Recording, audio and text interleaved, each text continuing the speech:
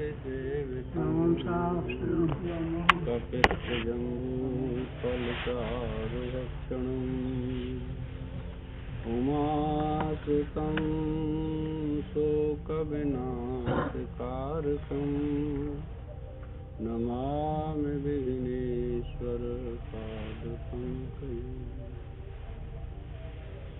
त्वमेव माता च पिता त्वमेव त्वमेव बन्धुश्च सखा त्वमेव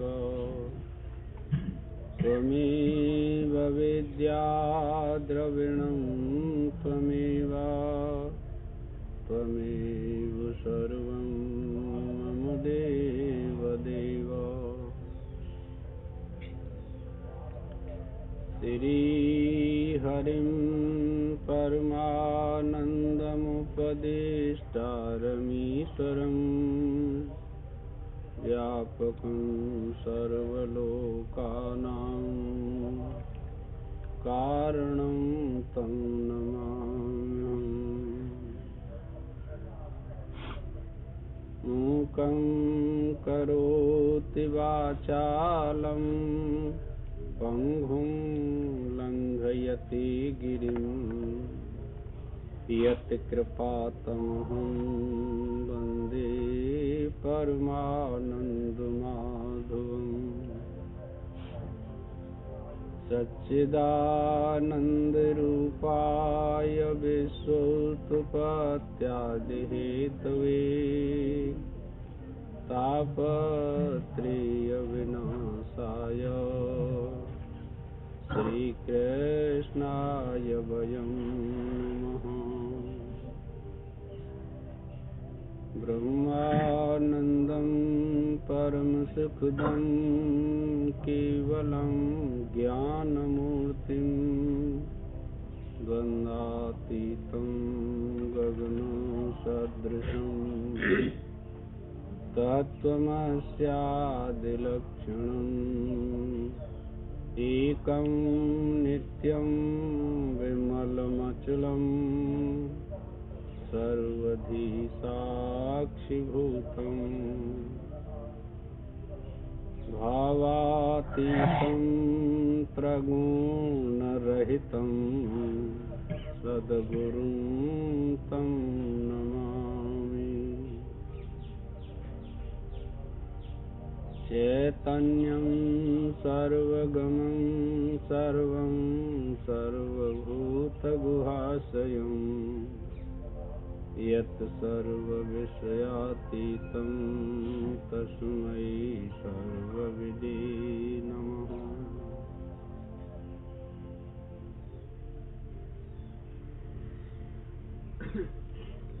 ओम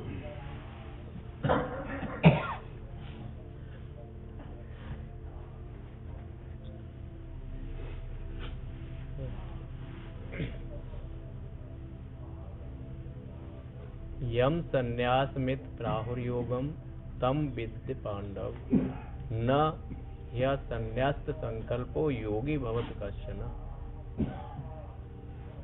श्रुति स्मृति के ज्ञाता पुरुष सर्व कर्म और उनके फल के त्याग रूप जिस भाव को वास्तविक संन्यास कहते हैं।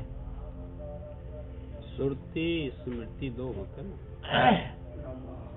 श्रुति वेद को कहते हैं, समझे।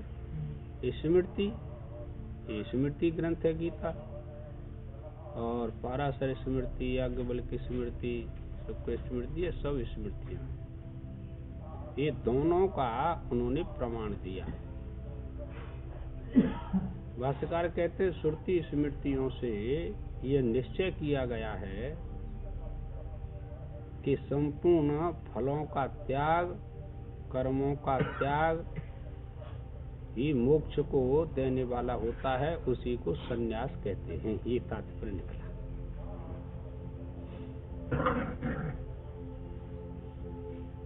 महाराज जी, ये बात आज तक स्पष्ट नहीं है कि जो श्रुति है, स्मृति तो चलो स्मृति के आधार पर वेदों का जो ज्ञान है वो लेखनीबद्ध कर दिया, लेकिन जो वेद हैं वो भी तो पहले हृदय में स्मृति के रूप के आधार पर ही लेखनीबद्ध किए गए। कैसे वेद है इनका? हृदय में स्मृति नहीं हुई, ये तो परमात्मा ने ही स्वयं इनका आविर्भाव किया। आया था ना कि ये परमात्मा की श्वास से निकली हुए हैं सुरती। क्या समझे? अभी पढ़ोगे जब बहुत विचार करना पड़ेगा आपको। कुछ ऐसे कहते हैं कि ये पत्थरों पर लिखे मिले, पहाड़ों पर। ऐसा लेख है कहीं? अरे भाई पढ़ोगे शास्त्र, एक मत कहता उस पर लिखे मिले। कुछ कहते हैं आकाश में दिखाई दिए, ऋषियों ने उनको ग्रहण किया। कुछ कहते हैं हृदय में प्रकट हुए। तो ब्रह्मा जी ने अपने पुत्र किसको दिया? ध्यान किया आपने? अथर्वा ऋषि को, है ना? तो उनको ये वेदों का पूरा ज्ञान दिया और फिर उन्होंने लेखनीबद्ध कर दिया। बस और कोई बात नहीं है। अपौरुषेय ये।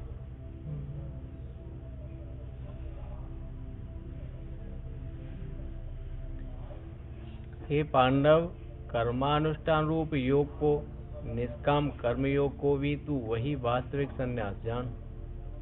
तो प्रसंग क्या था कि कर्म योगी को भी किसी प्रकरण के अनुसार संन्यास कह दिया गया, तो निष्काम कर्म योगी भी को सन्यासी कहा जाता है। ये तात्पर्य निकला, और कोई बात नहीं। दोनों की समानता बताइए। हाँ, समानता क्यों बताई कि नहीं बताई, इसका तुम विचार करो। अब तक कल भी ये बात बताई थी, परसों भी बताई।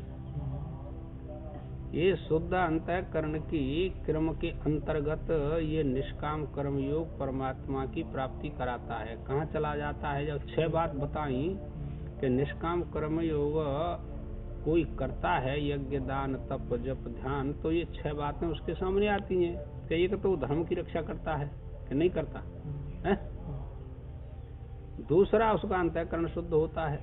तो ये सारी व्यवस्था निष्काम कर्म योग में होती है। ये साधन रूप में रखा है, ये 6 हाँ साधन रूप में रखा है। और लोक संग्रह के लिए निष्काम कर्म योग है। तो ये सारी व्यवस्था जो है, जब इस प्रकार से कोई कर्म में प्रवृत्त होता है तो गौणी वृत्ति से, कल भी बताया, तू भूल जाता है, तो इसका क्या मतलब है कि उसको भी, कर्मयोगी को भी किसी वृत्ति से, गौणी वृत्ति से सन्यासी कह दिया गया है। ये वास्तविक सन्यास नहीं, ये नहीं आया था ध्यान ना? तो फिर भूलता क्यों? ये मुख्य नहीं है, गौणी वृत्ति से कह दिया। प्रवृत्ति रूप कर्मयोग की उससे विपरीत निवृत्ति रूप परमार्थ संन्यास के साथ कैसी समानता स्वीकार करके? और ले 13वें प्रसंग आएगा और न समझे जा का प्रयोजन है। परमार्थ संन्यास योग और निष्काम कर्म योग संन्यास दोनों की समानता कैसे? कि समानता नहीं है, किसी प्रकरण को लेकर के ऐसा कहा है।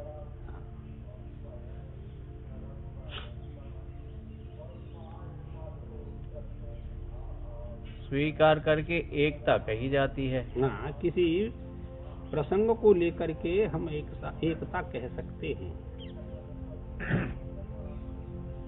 ऐसा प्रश्न होने पर यह कहा जाता है, परमार्थ संन्यास के साथ कर्मयोग की कर्तृ विषयक समानता है, क्योंकि विषयक समानता है कि पहले निष्काम कर्म योग करेगा तो संसार तो उसे प्राप्त होगा नहीं, क्या विकार होगा? राग द्वेष नहीं होंगे, राग द्वेष नहीं होंगे, कोई विकार नहीं होगा, उसे पुनः संन्यास संसार नहीं मिलेगा। तो उस कह रहे हैं कि वो दोनों की समानता क्रिया योग में नहीं है, इस वृत्ति को लेकर। हाँ, ये बात।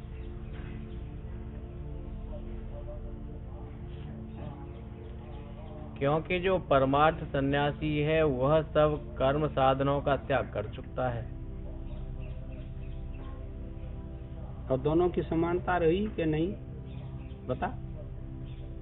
परमार्थ संन्यास में क्रिया संकल्प सबका अभाव हो जाता है और निष्काम कर्म योग संन्यास में संकल्पों का अभाव नहीं होता, वो शेष भाव से वो करता है, संकल्प के अनुसार कर्म करता है। क्रिया भी है। हाँ एक साधन रूप हो गया चलिए में साधन हाँ, रूप। एक साधन सिद्ध होगा। ये बहुत गंभीर मसला है। अब कैसे है, समझ में नहीं आई अभी तुम्हारी। देखिए, जैनी जो है वो 3 प्रकार के जीवों को बताते हैं, अन्य शास्त्र जो है वो 4 प्रकार के जीव बताते हैं।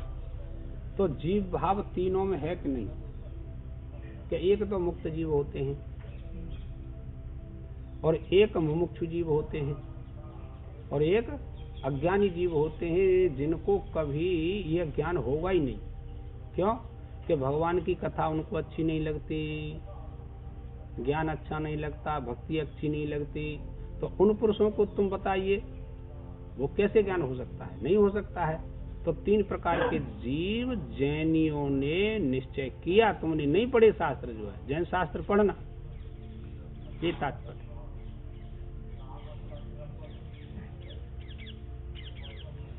इसलिए सब कर्मों का और उनके फल विषयक संकल्पों का, जो के प्रवृत्ति के हेतु काम के कारण है। ठीक है साहब, प्रवृत्ति के हेतु क्या है? निष्काम कर्म योग रूपी संकल्प, वो भी प्रवृत्ति के हेतु हैं। क्यों? कि अभी वो परमार्थ संन्यास ज्ञान तो प्राप्त हुआ नहीं, तो प्रवृत्ति तो होगी निष्काम कर्म में।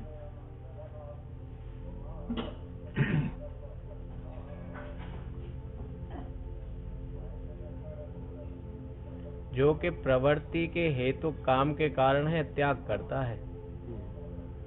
और यह कर्मयोगी भी कर्म करता हुआ फल विषयक संकल्पों का त्याग करता ही है। ठीक है,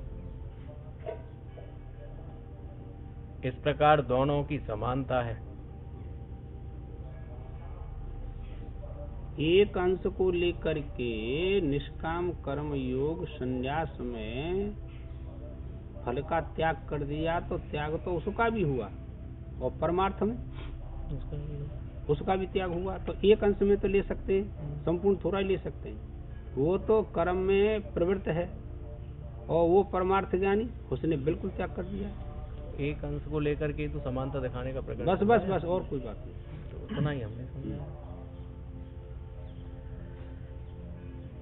इस अभिप्राय को दिखलाते हुए कहते हैं, जिसने फल विषयक संकल्पों का यानी इच्छाओं का त्याग न किया हो, ऐसा कोई भी कर्मी योगी नहीं हो सकता। अर्थात कर्म करने वाला कोई योगी नहीं हो सकता। फल का त्याग नहीं किया।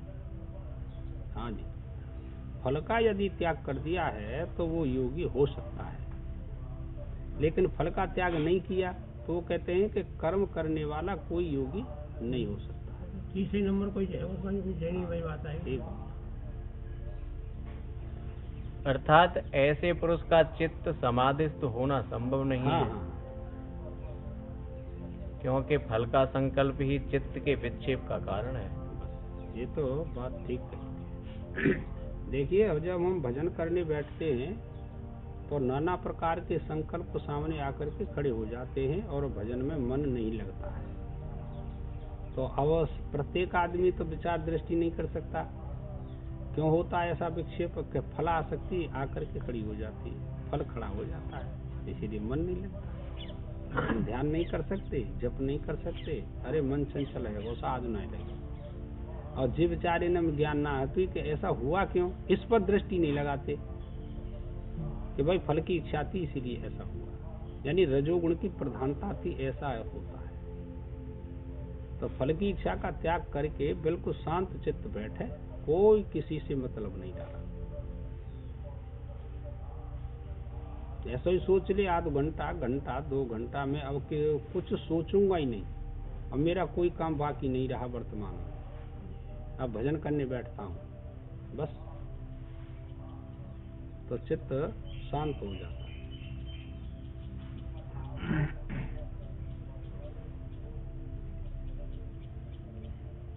इसलिए जो कोई कर्मी फल विषयक संकल्पों का त्याग कर देता है वही योगी होता है।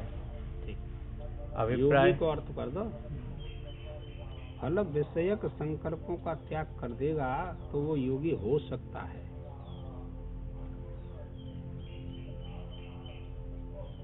अभी इसमें एक बात रह गई है, फिर वह निष्काम कर्म योगी होगा कि ज्ञान योगी होगा, ये बात रह गई आरी खोपड़ी में। हाँ चल। अभिप्राय यह है कि चित्त विक्षेप का कारण जो फल विषयक संकल्प है, उसके त्याग से ही मनुष्य समाधान युक्त यानी चित्त विक्षेप से रहित योगी होता है। ठीक। चित्त में, मन में, बुद्धि में जो विक्षेप होता है ना, उसका त्याग कर दो तो आप योगी हो सकते हैं। ये फल यहाँ का नहीं, वर्तमान में फल चाहिए और भविष्य में भी फल चाहिए, दृष्टि भी फल चाहिए और अदृष्ट भी फल चाहिए। लोग जानते नहीं है आप लोग। दृष्टि में फल चाहिए, मेरा ऐसा हो जाए, मेरा ऐसा हो जाए, मैं इतना भजन करता हूँ, यज्ञ दान तप करता हूँ और सब सुखी संपन्न रहे, तो ये दृष्ट फल हो गया। फिर ऐसा है कि इसके मरने के पश्चात इतना पुण्य किया, अदृष्ट फल है, स्वर्ग ब्रह्मा लोक पितर लोक इन सब लोकों में जाऊं, ये अदृष्ट फल है, स्वर्ग प्राप्त करूं। तो बिना जाने बिना विवेक हुए इन सब का आप त्याग नहीं कर सकते, कोई नहीं कर सकता।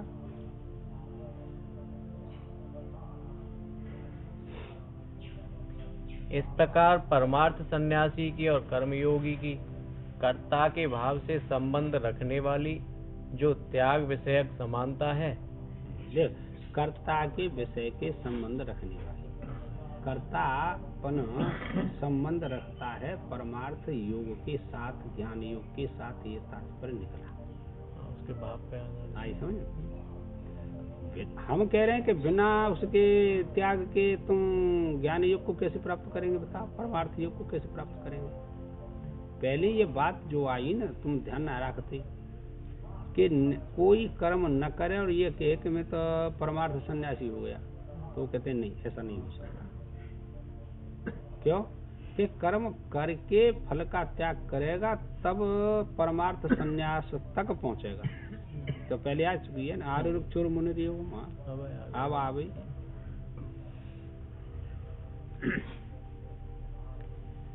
उसकी अपेक्षा से ही कर्मयोग की स्तुति करने के लिए यम संन्यासमित प्राहुर योगम तम विद्य पांडव, इस श्लोक में उसे संन्यास बतलाया है। फलेच्छा से रहित जो कर्मयोग है वह ध्यान योग का बहिरंग साधन है। ठीक है, ये तो वैल्यू आ गई ना वहाँ में दही प्रस्तावना में कि निष्काम कर्म योग कोई करता है, यज्ञ दान तप जप ध्यान, तो वो कहते हैं कि ये सब क्या है, तो वो कहते हैं कि ये बहिरंग साधन है परमात्मा के ध्यान करने का, बहिरंग साधन हुआ। हम कह रहे हैं रोजाना यज्ञ करेंगे अपने घर, तो बिना परमात्मा ध्यान के तो कोई यज्ञ करेगा नहीं। चाहे जप यज्ञ करो, चाहे द्रव्य यज्ञ करो, चाहे कोई यज्ञ करो, तो उसमें परमात्मा का तो समाभान होता ही है।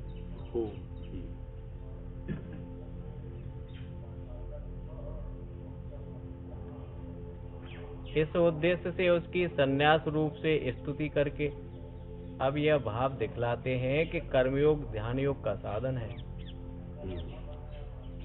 पहले देखो ये बात कही छो कि बिना अंतःकरण की शुद्धि के तुम ध्यान में ठीक प्रकार से स्थित नहीं हो सकते। यानी शुद्ध अंतःकरण होगा तो आप ध्यान ठीक प्रकार से कर सकते हैं, और शुद्ध अंतःकरण नहीं होगा, मन शुद्ध नहीं होगा, बुद्धि शुद्ध नहीं होगी, तो ध्यान में चंचलता रहेगी, ये ऑटोमेटिक बात है। इसीलिए कहा उन्होंने कि भाई आपको ध्यान करना है तो निष्काम भाव से पहले कर्मयोग का अनुष्ठान करना चाहिए। आप लोग अनुष्ठान किसी लिए करते हैं, इसीलिए करते हैं कि दृष्ट अदृष्ट जो पाप थे ना वो सब समाप्त हो जाते हैं अनुष्ठान करने से, और कोई बात।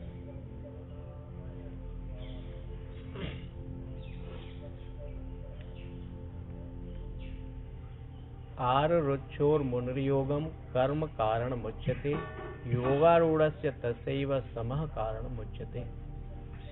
जो ध्यान योग में आरूढ़ नहीं, हाँ, ध्यान योग में आरूढ़ नहीं है, न तो वो बेचारा अंतरंग ध्यान करने की विधि जानता है और न बहिरंग ध्यान योग की विधि जानता है, तो अब स्थिति कैसे हो?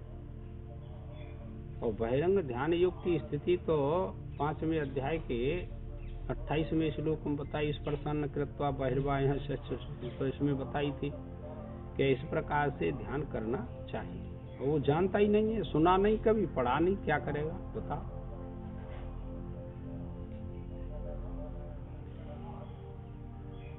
जो ध्यान योग में आरूढ़ नहीं, ध्यान योग में स्थित नहीं रह सकता है, ऐसे योगारूढ़ होने की इच्छा वाले मुनि अर्थात कर्म फल त्यागी पुरुष के लिए ध्यान योग पर आरूढ़ होने का साधन कर्म बतलाया गया है। निष्काम कर्म योग में आरूढ़ होना चाहते हैं आप लोग, तो निष्काम भाव से पहले कर्म कीजिए। ये ध्यान योग का बहिरंग साधन है, निष्काम कर्म योग। तथा वही जब योगारूढ़ हो जाता है तो उसके लिए योगारूढ़ता ध्यान योग में सदा स्थित रहने का साधन सम उपसम यानी सर्व कर्मों से निवृत्ति होना बतलाया गया। हाँ, सब निवृत्त हो जाता है। अभ्यास करते करते ध्यान योग की परिपक्व अवस्था होती है, चरम सीमा को प्राप्त कर लेता है, तो बस फिर उसके सब संकल्प और निष्काम कर्म योग भी समाप्त हो जाता है। उसे किसी से कोई प्रयोजन नहीं रहता, उसकी आत्मदृष्टि हो जाती है, सब में एक आत्म तत्व देखता है।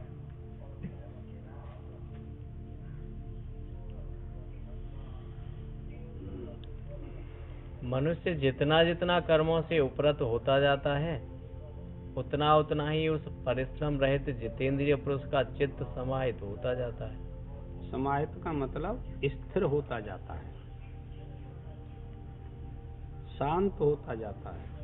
जो कर्मों में परिश्रम है उसके लिए कहा ना परिश्रम रहित। और का पहले कर्म करने के लिए परिश्रम करता था विशेष, और उपासना और साधना करने से उसका अंतःकरण शुद्ध हो गया, तो वह परिश्रम भी चला जाता है, अब विक्षेप नहीं होता।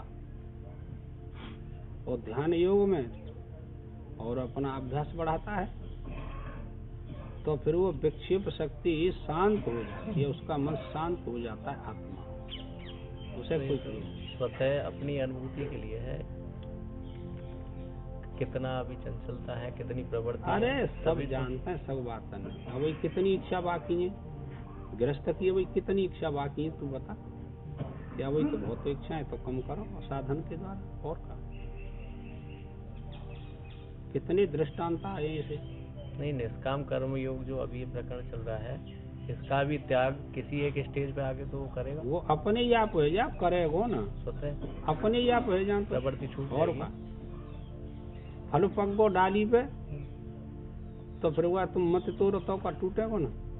अपने आप दृष्टांत है, अपने आप गिर जाता है, कोई फल हो।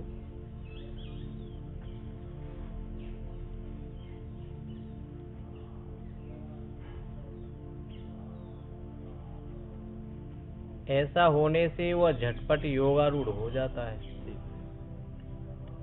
व्यास जी ने भी यही कहा है कि ब्राह्मण के लिए दूसरा ऐसा कोई धन नहीं है जैसा कि एकता, समता, सत्यता, शील, स्थिति, अहिंसा, आर्जव और उन्होंने क्रियाओं से उपराम होना है। ये ब्राह्मण की बात बताई।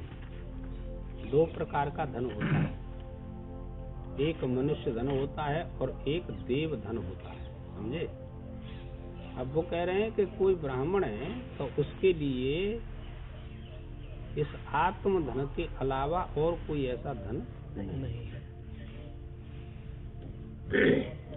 आत्म तत्व को जान करके उसमें स्थिति करे, यह सबसे बड़ा धन है। तो भाई जिज्ञासु के लिए ये सारी व्यवस्था है ना। तुलसी या संसार में धनवंता ना को, धनवंता वह जानिए जाके राम नाम धन हो। तो ये मध्यम कनिष्ठ जिज्ञासुओं के लिए सारी व्यवस्था है शास्त्र में कि नाम रूपी जप करता रहे, ये सबसे बड़ा धन है निष्काम भाव से, तो ये आत्म रूपी धन उसको प्राप्त हो जाएगा। भाई गीता करना तो पड़ेगा ही कुछ न कुछ। साधक कब योगारूढ़ हो जाता है यह अब बतलाते हैं। और साधना की उसने, कई जन्म व्यतीत तो हो गए और साधना करते करते अभी योगारूढ़ नहीं हुआ, कि अब वर्तमान जन्म में उसका लक्षण कैसा होगा कि वो इस कदर से रहेगा जो आप बता रहे हैं। यदाहि नेन्द्रियार्थेषु न कर्म स्वनुसज्जते सर्व संकल्प सन्यासी योगारूढ़स्तदुच्यते। चित्त का समाधान कर लेने वाला योगी जब इंद्रियों के अर्थों में, अर्थात इंद्रियों के विषय जो शब्द आदि हैं, शब्द स्पर्श रूप रस गंध, ये अर्थ हैं, विषय का है, समझे। इंद्रिय इंद्रिय नहीं में लगी रहते, मन सोच वो करतो कछु न कछु, रूप के विषय में सोचेगो, धन के विषय में सोचेगो, स्त्री पुत्र के विषय में सोचेगो, पद प्रतिष्ठा के विषय में सोचेगो। अब वो कह रहे हैं कि इनके ऊपर में जहाँ तो अनुष्ठान करते करते, भजन करते करते, फिर इनके विषय में क्या सोचेगा, कोई नहीं सोचेगा।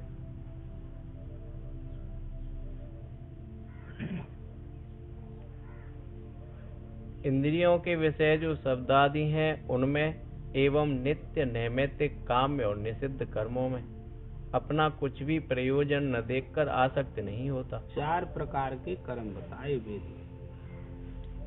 नित्य कर्म करता है, कोई यज्ञ करता है, जप करता है, सुबह स्नान करता है, जप करता है, ध्यान करता है, नित्य कर्म हो गया। नैमित्तिक भी करता है, निमित्त आया उस पर भी वो करता है, जैसे श्राद्ध है, श्राद्ध आए उनको भी करता है। मकर संक्रांति आई गई, जाप करो भाई, सूर्य ग्रहण पड़ा वहाँ में जप करो, मंत्र शुद्धि करो। तो नित्य नैमित्त काम में कामना को लेकर के रोजाना करता है। निषिद्ध भी झूठ बोलता है, निषिद्ध कर्म माने झूठ बोलना।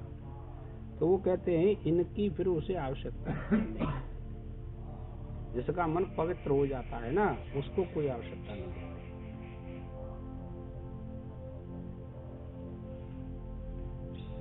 उनमें आसक्ति यानी ये मुझे करने चाहिए ऐसी बुद्धि नहीं करता। हाँ, उसकी अभी देखो तुमने अनुभव नहीं किया, और किया होगा तो आपको इसका पता होगा कि उसकी अलम बुद्धि हो जाती है। संसार के 4 प्रकार के कर्मों से उसे कोई प्रयोजन नहीं है। उसकी दृष्टि तो वहाँ लगी है जो स्वयं प्रकाश चैतन्य तत्व आत्मा परमात्मा है, उसमें लगी है उसकी दृष्टि। फिर नीचे की दृष्टि क्या, ये तो शरीर के लिए सारे साधन है, स्नान ध्यान इत्यादि सब शरीर के लिए है।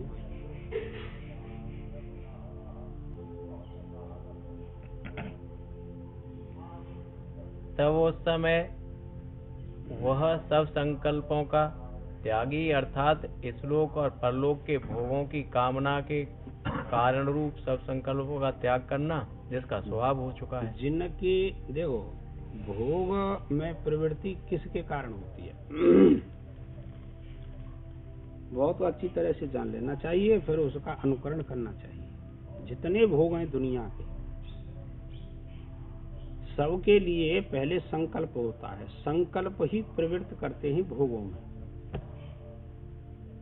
कितने संकल्प, वो कह रहे हैं कि फिर उसके लिए तो कोई संकल्प रहा नहीं, न तो इस लोक के सुख चाहिए और न परलोक के सुख चाहिए, तो संकल्प किसके लिए करेगा, क्या क्रिया करेगा, क्या कर्म करेगा, उसे कोई प्रयोजन नहीं रहता।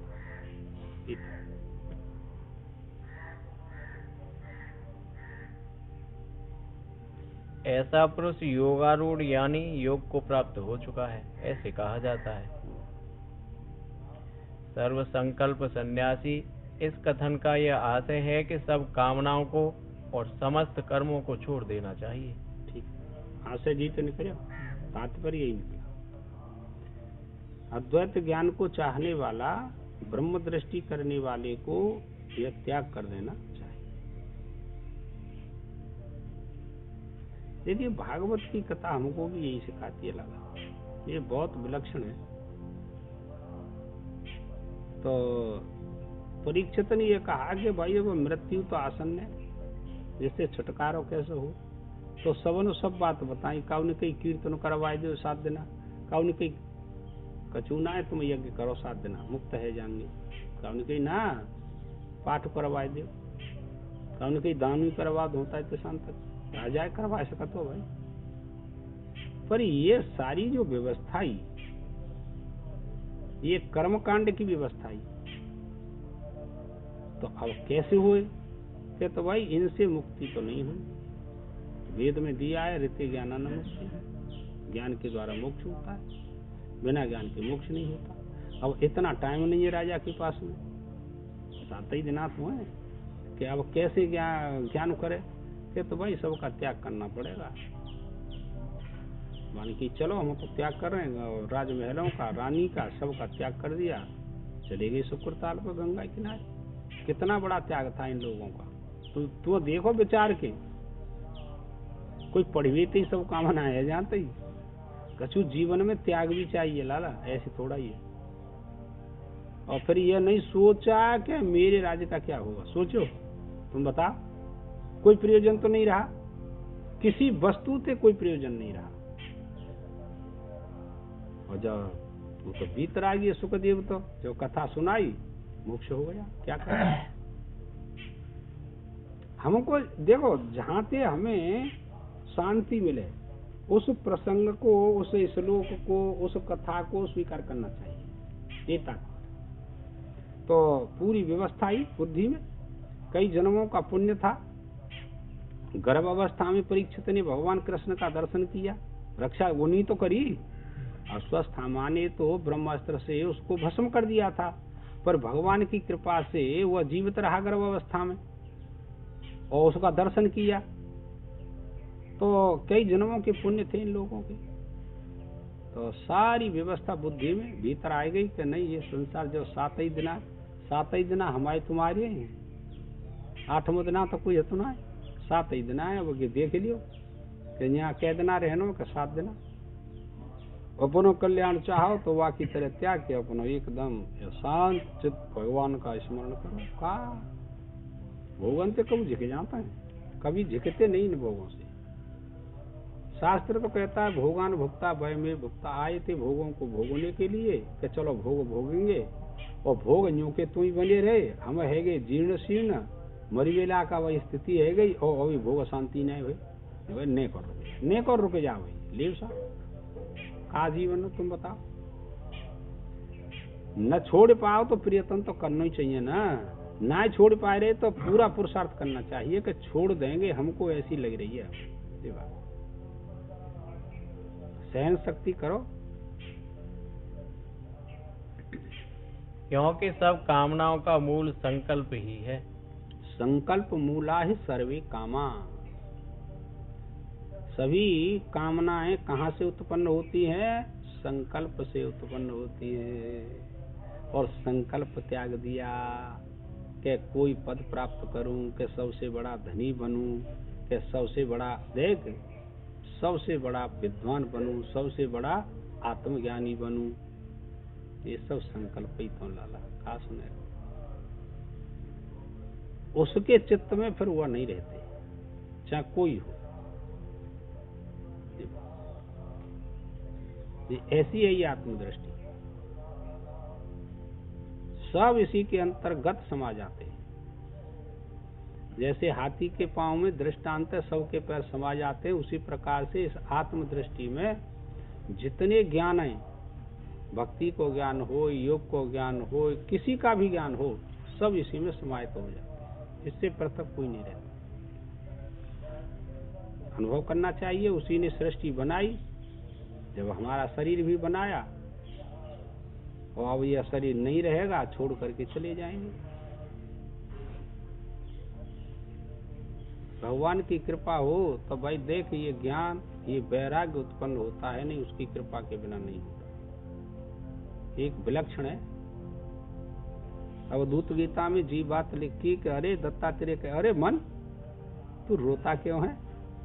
मैं तेरा संकल्प ही नहीं करूंगा तो तू मेरा क्या बिगाड़ेगा? रोवे मत। बहुत अच्छा प्रसंग हुआ। तो भाई ये ऐसा ही है।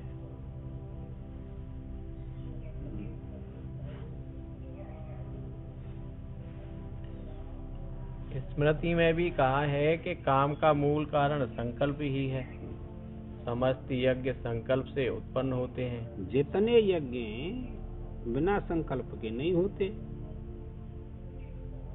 वेद में न जाने कितनी प्रकार के यज्ञ हैं, पर बिना संकल्प के वो होंगे नहीं।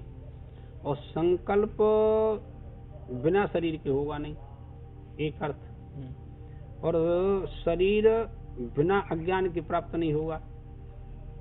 तो अज्ञान रहेगा तब तक शरीर मिलेगा, तब तक संकल्प होंगे। और अज्ञान का आपने नाश पहले ही कर दिया इस ब्रह्म विद्या के द्वारा, तो संकल्प भी चला गया, अज्ञान भी चला गया, और सब चले गए, फिर कुछ नहीं रहा आपके पास।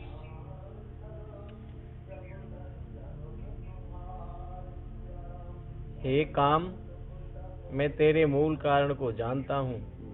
तू निस्संदेह संकल्प से ही उत्पन्न होता है। संकल्प से ही कामनाएं उत्पन्न होती हैं, बिना संकल्प के नहीं।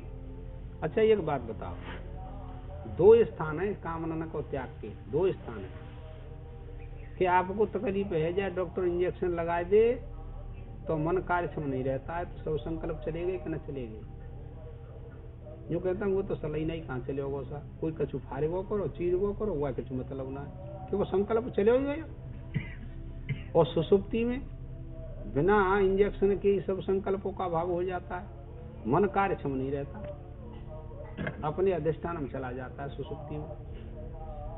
तो अब हम जो देखें कि जागृत में यदि ऐसा है जाए तो कोई परेशानी है, कछु परेशानी ना है, पर जी मानती ना है। इतना बड़ो अहंकार जो ठिकानो ना हट जाए महाराज, कैसे छूटे? और मूर्ख तो बड़े प्रसन्न रहता है, अरे ना छूट लो तो का है वो, हम पे हतो ना है सब सामान हतो तो तू नरक में जाना ही पड़ेगा। जब जे अहंकार काऊ में बैठे हुए तो भैया मोक्ष की बात नहीं करना भाई, चाहे साधु हो चाहे गृहस्थी हो, कोई ये तो परेशानी है। और या दुनिया में परेशानी हती कछु ना, अहंकार ही परेशानी है बस।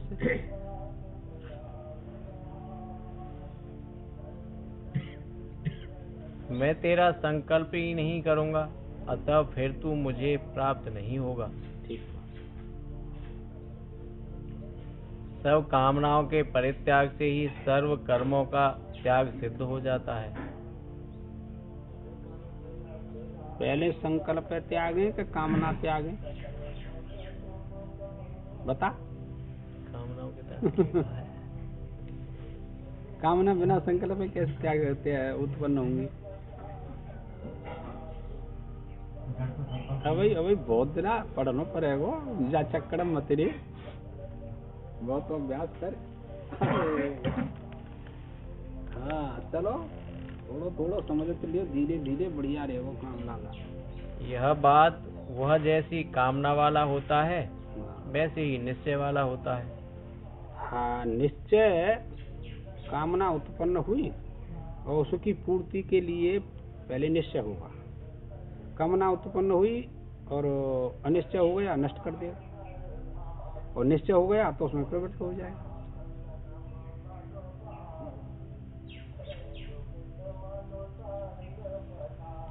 जैसे निश्चय वाला होता है वही कर्म करता है।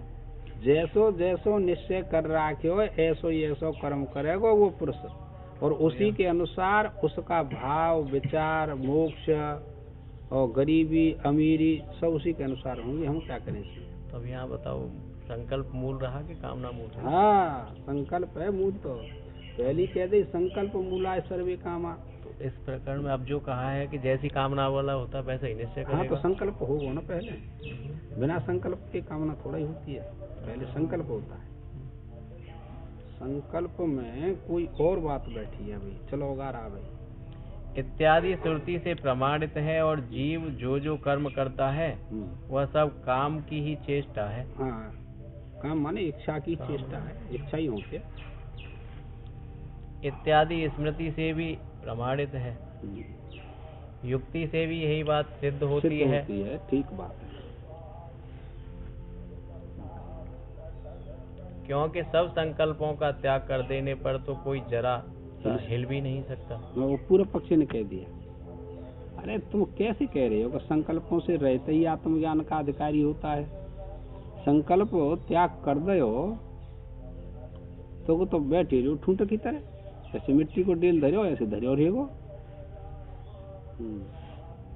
सुतराम, सर्व संकल्प सन्यासी कहकर भगवान समस्त कामनाओं का और समस्त कर्मों का त्याग कराते हैं।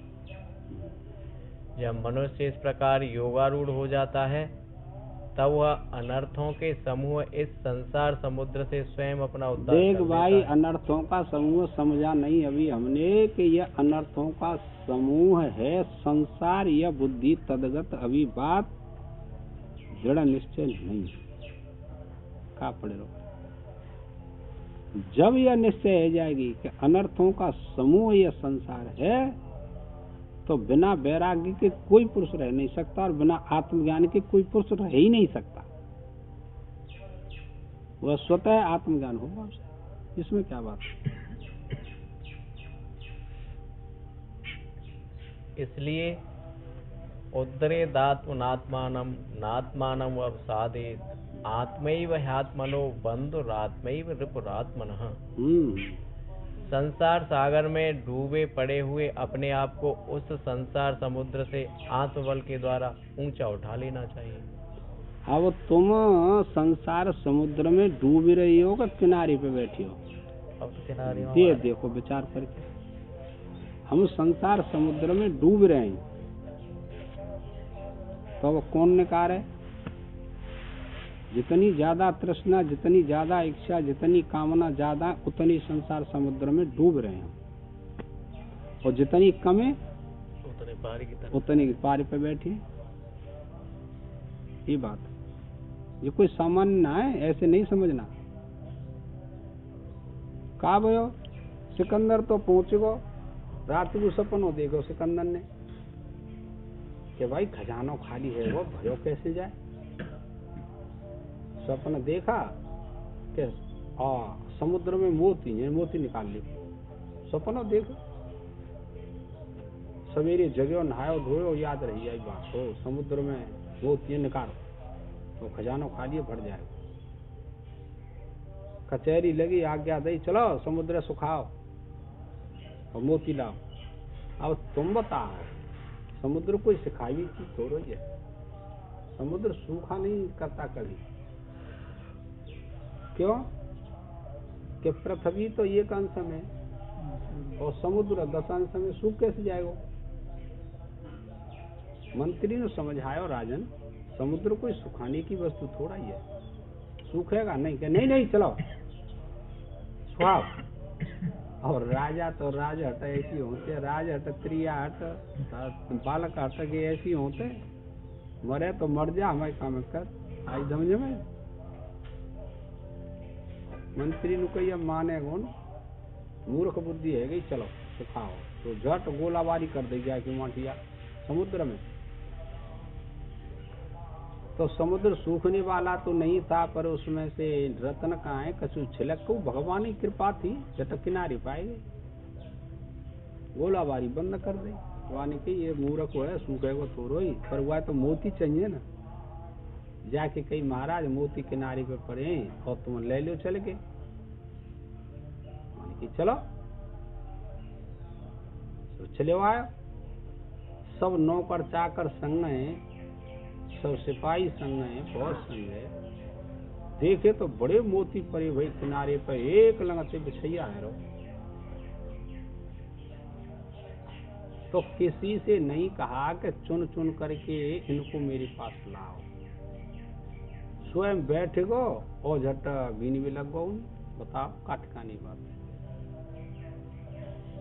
क्यों ऐसा हुआ कि उसकी बुद्धि में, उसके मन में इतना लोभ था, इतनी आसक्ति थी मोतियों में कि दूसरे से भी नहीं कह सका, नौकरों से नहीं कहा, स्वयं चुनने लगा। तो वहां एक खोपड़ी पड़ी हुई थी, उसमें रखने लगा। काफी समय हो गया, समुद्र की तरफ मुख था उसका, तो काफी समय हो गया, सब ठाड़े, कोई कछु ना कर रहा, न कोई सिपाही न कोई नौकर, अब बीनो तो पीछे से एक कछुआ आया, बहुत विशालकाय था कछुआ। उसने आवाज लगाई, ओ सिकंदर जरा ठहर। नहीं बोला। फिर नजीक आया वो कछुआ, फिर आवाज लगाई। पीछे देखा तो एक कछुआ आ रहा है। फिर पास आया, उसने कहा ठहर तो सही, क्या कर रहा है? ठहर गया। कछुआ कहता है तेरी खोपड़ी ऐसी है, तू क्या कर रहा है? कि वो मोती चुन रहा हूँ। अच्छा, ये खोपड़ी किसकी है पता है तेरे को? ये मनुष्य की खोपड़ी है, ये कभी भरी नहीं जाती। कछुआ कह रहा है उससे, ओ मूर्ख, तू राजा है, तेरे पास इतने नौकर हैं, सिपाही हैं, इनको आज्ञा नहीं दी तेने, स्वयं चुनने लग गया। इतनी आसक्ति इसमें, धन में तेरी। अब कुछ ख्याल हुआ, कहा नौकर सिपाही तो मेरे पास है, लेकिन मैंने किसी से नहीं कहा। कछुआ कहता है तू ये बता, हमारा घर है ये समुद्र जल, तेने इसको तहस नहस कर दिया, अग्नि रूप कर दिया, बहुत जीव जल गई, भुन गई, इसमें सड़ गई, कुछ बाहर निकल करके चले गए। तू बता हम कहाँ जा करके रहे हो? तुझको तेरे राज्य से, तेरे महलों से निकाल दिया जाए तो तेरे को दुख होगा कि सुख होगा, ये बता। अब तो इन बातों को सुन करके सभी स्तब्ध रहे। ओहो हो, भगवान की कृपा हुई। वो कहता है कि हाँ किया तो गलत काम है। जब ऐसा सोचा ना तो बड़ा दुख हुआ कि मैंने बहुत कष्ट दिया, जीवों को मार दिया, घर से निकाल दिया। तो फिर अब कहता है कि चमन को छोड़कर भागे जितने भी माली थे, सिकंदर जब गया जग से तो दोनों हाथ खाली थे। अब चले वो घर। अब अंत में मरणासन्न स्थिति हुई तो अपने नौकर से कह रहे हो भाई मेरे दोनों हाथ कफन से बाहर निकाल देना। कफन कहते हैं हिंदू समाज में, उनके यहाँ जनाजा निकले तो दोनों हाथ बाहर से निकाल देना कि आज सिकंदर जा रहा है, कुछ खाली हाथ जा रहा है, कुछ लेकर के तो जा रहा नहीं। समझे? ये ऐसी स्थिति है महाराज या संसार की। सिकंदर के बाद में कौन हुआ? खुसरो। इतिहास की बात है ये। उसने इस शेर को पढ़ा तो उसने कहा सिकंदर मूर्ख था, उसने गलत लिख दिया कि दोनों हाथ खाली जाएगा। क्यों? कि खाली हाथ जाने का तो कोई तात्पर्य नहीं होता, जैसा किया है ऐसा लेकर के जाएगा। तो अब उसके जीवात्मा को ले जा करके कब्र में बंद कर दिया सिकंदर के को। अब उसमें रोता फिरता है, दिन रात रोता फिरता है, अंधकार है। जब ज्यादा परेशान हुआ तो गैबी आवाज हुई, यानी आकाशवाणी हुई और पूछा तो क्यों रोता है? उसने कहा मेरे को पता नहीं, महलों में रहता था तो दीपक जलते थे, मसाल जलती थी, नौकर चाकर साथ रहते थे, यहाँ तो कोई नहीं, अंधेरा ही अंधेरा। कौन बंद कर गया ला करके? आकाशवाणी ने कहा तेरे को पता नहीं कौन बंद कर गया? जानता नहीं? कि मैं नहीं जानता हूँ। अच्छा, तो फिर वो कहती है, परमात्मा कहता है कर कर के कपट चल जिनको तूने धन जोड़ा है और उन्हीं लोगों ने मिलकर के ला या अंधेरे में तुझे छोड़ा है। अब तो आई थी समझ में। समुद्र को सुखा दिया, मोती भरे, झूठ, दिन रात झूठ, कपट, जबरदस्ती, हिंसा करके धन जोड़ा और अब उसको छोड़ करके आया। वही लोग लाए तेरे नाती बेटा और तो बंद कर गए। अब नहीं तेरे को कुछ होगा, अब तो तेरे को भोगना पड़ेगा। तो ये अनर्थ का मूल होने से संसार, इसमें हमारी प्रवृत्ति दिन रात आसक्ति होती हुई बढ़ती हुई चली जा रही है। क्या सुनोगे? बहुत पुण्य हो, निष्काम कर्म हो तो कुछ समझ में आ जाता है, और निष्काम कर्म नहीं किया तो समझ में नहीं आएगा। दिन रात सुनते रहो, पढ़ते रहो, होगा कुछ नहीं। क्योंकि सकाम भाव बैठा हुआ, क्या करे? उससे मुक्ति नहीं होती सकाम भाव से लाला। तो ये तो निष्काम कर्म योग की बात है। अर्थात योगारूढ़ अवस्था को प्राप्त कर लेना चाहिए। मनुष्य शरीर प्राप्त करके यदा इंद्रियार्थेषु कर्म न सज्जते, इंद्रियों के अर्थों में जो आसक्ति थी उसका त्याग कर देना चाहिए। आप योगारूढ़ हो जाए, चाहे कोई हो। ये तो कहीं ना कि गृहस्थी करे योगारूढ़, महात्मा न करे। तू बता, स्त्री न करे पुरुष ही करे, सबके लिए समानता है। संयम नियम का पालन करना सबके लिए समानता है। अपना अधःपतन नहीं करना चाहिए। अधःपतन का अर्थ होता है नीचे की योनियों में मत जाओ। मनुष्य बन गए तो मनुष्य ही बनते रहो तुम, अगार उछल के। इतना तो कर्म करी जाना चाहिए, नीचे की योनियों में नहीं जाना चाहिए। ये 14वें अध्याय में आएगा। अर्थात अपने आत्मा को नीचे नहीं गिरने देना चाहिए। हाँ, कर्मों के अनुसार ही तो शरीर की प्राप्ति होती है। क्योंकि यह आप ही अपना बंधु है, दूसरा कोई ऐसा बंधु नहीं है। और तेने मान रखे तो तू मान, मैंने मान रखे तो मैं मानू कि जिमी सहायता करेंगे घर के पुनवा के, तो तू मान रखे। जी अज्ञान और अज्ञान का है, कोई सहायता ना कर। तू सब छोड़ छोड़ के चले जाते हैं, सब कोई साथी नहीं रहता जब आपत्ति आती है। गज और ग्राह की लड़ाई भागवत में जय बतामत है कि बीते वर्ष सहस्त्र युद्ध का अंतन आया और गज हुआ निर्वल, ग्राह पड़ रहा सब आया। ओहो, 1000 वर्ष व्यतीत हो गया युद्ध होते होते। हाथी तो स्थल को वो जल को जी खींच लेगो पानी। सब हथनी बच्चा सब छोड़ छोड़ के चले गए कि जिना अब आए रहो हमारे संग, छोड़ के चले गए। किसी ने साथ नहीं दिया। क्या जानते नहीं तुम? खुद जानता है, पर अनुकरण नहीं होता। यूँ करे ना, जी हम साथ देंगे, जिम ये घर के हैं, मी सेवा करेंगे। कई सेवा क्या करेंगे? तो नोच नोच के और खाए रहे बीछू की तरह। ये शरीर सवर बुढ़ो कर दे, खाता ही खाता। और अब तो ज्ञान भी ना है कि मैं सब शरीर भक्षण करेंगे। मैं क्या शरीर परमात्मा काज लगा मत तो कछु आनंद हुआ मत, पर ना अब तक खाए लो स्वामी जी ने करो, खाई लेंगे। तो भैया मैं का नहीं कर रहा हूँ, तो शास्त्र ही बात कह रहा हूँ। तो खूब खवाई लियो और जो को सुनते किड़े वो करो, मुँह पर का जोर पड़ रहा है।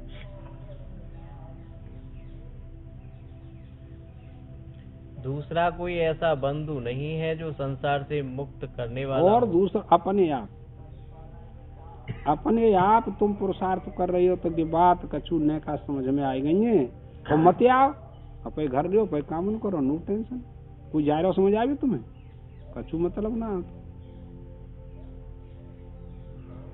ये कितनी विलक्षणता है संसार में, वो कौन को पूछ रहे हो लाला, कछु मतलब ही ना। सब नंबर 2 की बात सत्येंद्र। ये बात जानती ना है कि जी मेरो जी तेरो और खुला तली तरह रो दिन और रात हंसी उड़ा रहे नाती बेटा। हम देखे नाती बेटा हंसी उड़ा रहे हैं कि बाबा ने का कह रहे हो और बुलाए रहे बाबा और को भाग गए। तू तो किल्ला भी करे आंखों देखो हाल बाबूजी। और फिर का कहेंगे ना हत मेरी। और जाते ज्यादा आश्चर्य क्या होगा तू बता।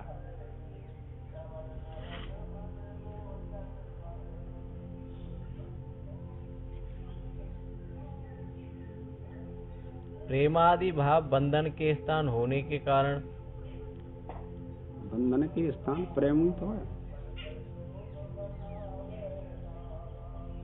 सांसारिक बंधु भी वास्तव में मोक्ष मार्ग का तो विरोधी ही होता है। अरे जिन मत पड़े काई पड़े रहो यही तक रहने काई मर रहे हो तू।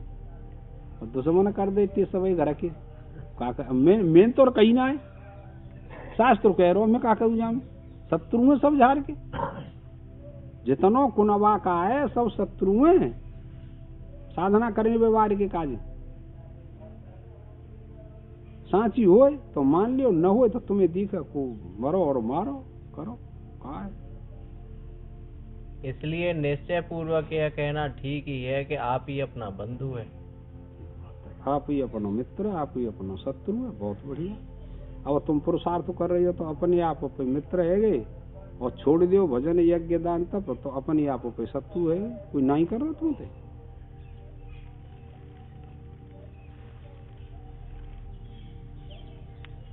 जो कोई दूसरा अनिष्ट करने वाला बाह्य शत्रु है, ठीक है, हो सके पढ़ियो, वह भी अपना ही बनाया हुआ होता है। भाई जीना है समझ में, मत लाना, क्या करें, बहुत व्यथित कर देते हैं। जब भाष्यकार के वाक्य हद 100% क्यों ज्यादा सही है, पर समझ में ना आती, क्या करें बता, कैसे छूटे, वहाँ की कृपा हो तो छूटे, मर जा, गुनाह में ही मानने और गुनाह में ही मानने, तू विचार कर जाए, गंभीर रूप से रात बैठ के और जब विचार करो, ऐसे ना सबके का तोड़ ही जो बात।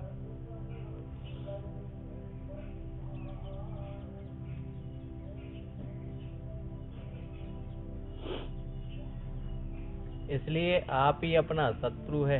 इस प्रकार केवल अपने कोई शत्रु बतलाना भी ठीक ही है। दूसरे पे आरोप काहे को दें तो लाला, कि जिन्हें वो जान दे रहे, कितने लोग हैं। मैं स्वामी तुम कैसे आगे 35 साल साधु बन के रहे और गांव को पाँव न दो कि जी जबरन ले लाए। वो नहीं बात सत्य है कि माया की बात सत्य है, तू बता, जबरन तू वो ले जाएगा अपने घर, कोई ना ले जा रहा जबरन है, अपना मन जानता है, कोई ना कछु कहते हैं। ये गंभीर है, मसला बहुत गंभीर है। अब ज्यादा पड़े हम मत आओ करे, तू बे बात है, और व्यथित तो होगा कि छूट रहो तो ना झगड़ो, और रहो जहाँ तो ना पड़ी हुई पैती, तो जे काय को मर रहे हो तू अपने घर काम कर, यहाँ तो है गई पूरी पढ़ाई है गई थी, ये बात है काम खा घर के काम पूरे। वो छोरी और माथे जन कहाँ पे खेचना बेचारी माथे हम सब बहन ये कुछ कर देंगे। आप ही अपना मित्र है और आप ही अपना शत्रु है, यह बात कही गई। ठीक, उसमें किन लक्षणों वाला पुरुष तो आप ही अपना मित्र होता है, और कौन आप ही अपना शत्रु होता है। अच्छा तुम ये बताओ कि लक्षण कहाँ है मित्र के और शत्रु के, रोगा जी ये लक्षण कहाँ है कि हम अपने आप अपने मित्र और अपने आप शत्रु, तो अपने आप मित्र के लक्षण कहाँ है। देखो मैं और मत क्यों दरोगा जी के महात्मा ने काका भगत मैं तो जीव है और अभ्यास हुआ वो तो मेरे कितन तने शास्त्रार्थ भाई काका भयो जिंदगी भी 40 साल है, वो कोई टेंशन ना, सब कंठस्थ क्या करें, पूरा बवाल हुआ। तो मैं तो सत्येंद्र से कह रहा हूँ पूरा बवाल है, वो भैया अपने घर है काय कुछ रोज तो कहा मतलब होगा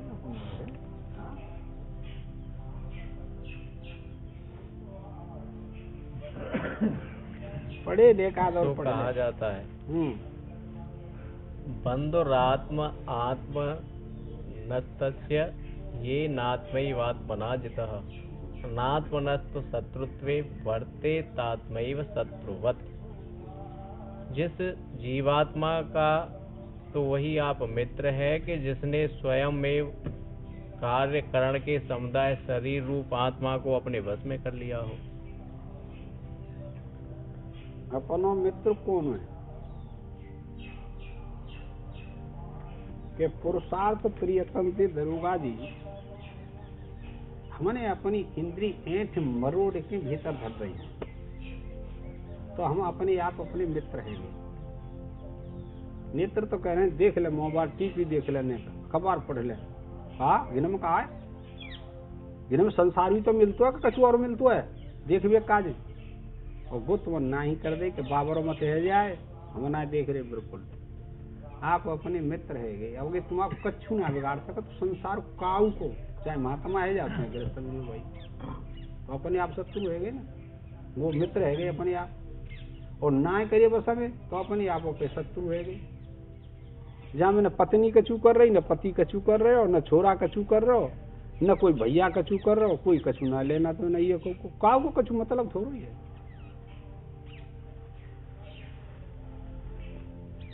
ज्ञान को विषय परमात्मा की प्राप्ति को विषय आनंददायक है, पर गुण ही आनंददायक लगत है। जिनके चित्त में श्रद्धा है सत्वगुणी गुण तो अच्छा लगत है। और भाई 3 प्रकार जीव बताए जिन्हें कथाई अच्छी ना लगते, शास्त्र अच्छे ना लगता, भजन अच्छो ना लगत, यज्ञ दान तक अच्छे, उनके का तो जहर हुआ जी। वो बेचारे नु काम करो, मारो काटो खाओ पियो लेके दियो मत बस चलो। अर्थात जो जितेंद्रिय हो। हाँ ये कहीं फैसला कर दो कि जो जितेंद्रिय है, हम जो कह रहे खूब गृहस्थ बोलो कि हाँ तो संकल्प लियो आते खत्म, आप मित्र रह गए अपने आप का नुकसान है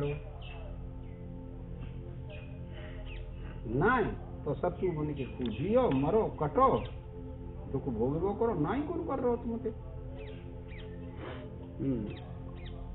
जिसने कार्य करण के संगात शरीर रूप आत्मा को अपने वश में नहीं किया। कार्य करण 10 कार्य 13 करण ये वश में कर लेनी चाहिए। 5 ज्ञानेंद्रिय, 5 कर्मेंद्रिय, 5 प्राण और 5 महाभूत और शब्द स्पर्श रूप रसगंध। कैसे वश में करेगा? एक पॉइंट सीख ले, मैं शरीर नहीं करना, वश में है सब वश में है। पर अब अभ्यास करेगो बैठ के चल के हर काल विषय तो जीत जाएगो। और बह गए तो बह गए, चाहे महात्मा हो चाहे गृहस्थी वाला।